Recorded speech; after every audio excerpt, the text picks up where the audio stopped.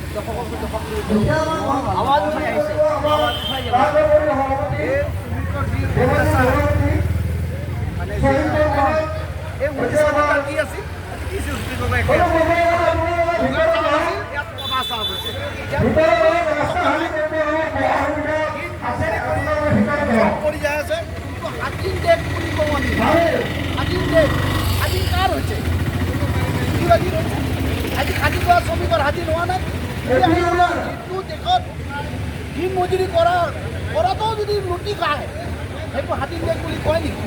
এইটোতো তালিবানতকৈ ডেঞ্জাৰ দেশ, য'ত দুয়োফালে চৰকাৰ আছে, কেন্দ্ৰীয় আৰু ষ্টেটত।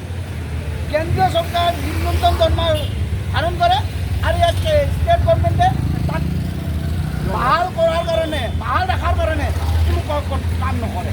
কিয় কৈছোঁ, আজি যদি তেনেকৈ কাম কৰিলে হয় গুৱাহাটী ৰিফাইনেৰী য'ত নিম্নতম 450 টকা 400 টকা হাজিৰাত কাম কৰি আছে, দৈনিক হাজিৰা, য'ত দিন একে বজাৰত মূল্যবৃদ্ধি বাঢ়িব, তেতিয়া একে বজাৰত কোনে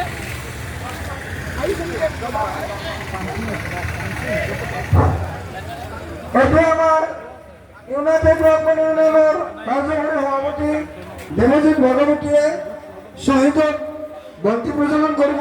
শ্বহীদক স্মৰণ কৰি আমাৰ শ্বহীদসকলক স্মৰণ কৰি বন্তি প্ৰজ্বলন কৰিব।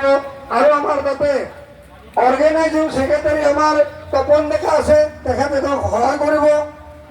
লগতে আমাৰ AICC-ৰ ৰাজ্যিক তথা কেন্দ্ৰীয় কমিটিৰো আমাৰ পংকজ দাস দেৱ আমাৰ মাজত আছে, তেখেতেও দুআষাৰ বক্তব্য ৰাখিব।